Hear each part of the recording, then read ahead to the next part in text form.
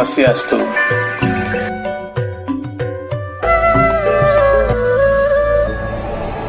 Bersama saya A.S. Kobalen dalam renungan Dharma. Umat Sedharma, kali ini kita mendengarkan tentang filosofi, makna filsafat dari Canang Sari yang dalam filsafat Hindu menjadi simbol kesungguhan hati manusia. Apa itu canang? Canang adalah simbol dari inti pikiran dan niat suci sebagai tanda bakti atau hormat umat Hindu kepada Sang Yang Widiwasa, Tuhan Yang Maha Kuasa.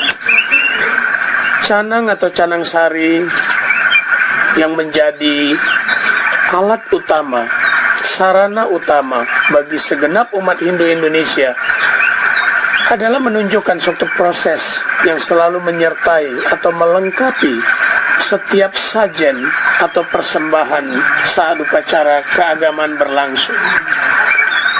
Canang selalu berbentuk ceper bersegi 4 yang menambangkan tubuh atau badan manusia dengan 4 sisi yang melambangkan 4 unsur terjadinya badan yang fana ini. Isi dari canang antara lain beras yang menjadikan badan ini agar bisa hidup. Setiap insan atau kehidupan diawali dengan benih yang bersumber dari ida Sang Yang Widiwasa yang berwujud Atma. Ceper sebagai badan tiada gunanya tanpa kehadiran Sang Yang Atma.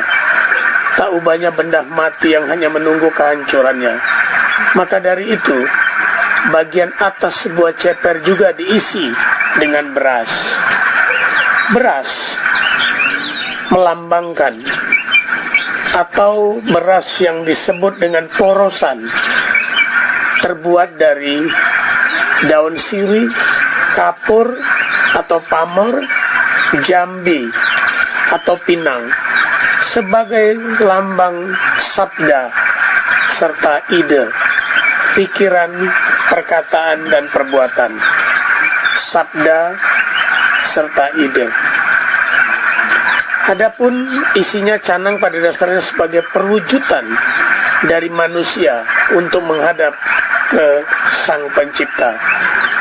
Kalau kita dapat meresapi dan menghayati serta melaksanakannya dalam kehidupan sehari-hari, seperti apa yang terkandung dalam makna canang sari, pastilah bakti kita akan diterima Sang Yang Widiwasa. Kita dapat mengarungi kehidupan ini dengan damai, sejahtera, skala maupun niskala. Di India ditambahkan ketakwaan orang beragama bukanlah dinilai dari seringnya mereka sembahyang atau mengaturkan persembahan yang mewah, namun sejauh mana mereka dapat merealisasikan dalam bentuk perilakunya dalam masyarakat, dalam keluarga, dalam lingkungan.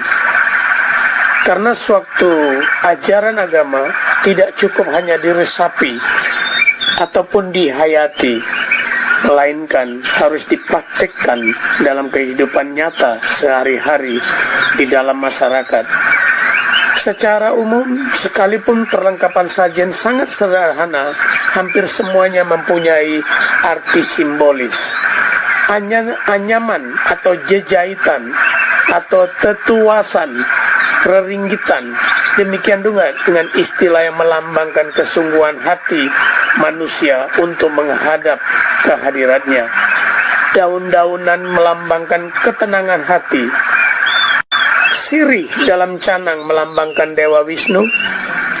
Kapur melambangkan Dewa Siwa. Dan pinang melambangkan Dewa Brahma. Berikan oleh dupa sebagai alat untuk menenangkan pikiran dan membersihkan alam yang berada di lingkungan pura, di lingkungan rumah kita, dan di lingkungan di mana kita melakukan upacara-upacara. Ukuran canang atau canang sari, baik besar maupun kecil, selalu digunakan untuk melengkapi sesajen lainnya. Hanya bentuk serta alat porosannya lah berbeda-beda. Kadangkala kita melihat di Canang Sari ada yang meletakkan uang dan telur. Perlu disadari bahwa uang ini adalah lambang keduniawian yang memang dibutuhkan di dalam kehidupan di dunia sebagai alat tukar. Tetapi uang bukanlah tujuan, uang bukanlah cita-cita, uang bukanlah segalanya. Sementara telur itu adalah lambang diri manusia. Kulit telurnya adalah badan kasar kita, putih telurnya adalah raga kita, kuning telurnya adalah jiwa kita atau zat sejati dari telur itu. Nah, demikian dalam makna yang terkandung di dalam Canang Sari ini, sehingga ini yang menjadikan orang tua kita, para leluhur kita dari dulu sampai hari ini terus melakukan upacara dengan Canang Sari, karena di dalam Canang Sari ini terdapat rahasia Weda secara nyaya ataupun secara simbolik. Dengan demikian umat sedharma sekalian dapat memahaminya dan merenungkannya. Demikian wejangan dharma saya. Saya tutup dengan Paramasanti.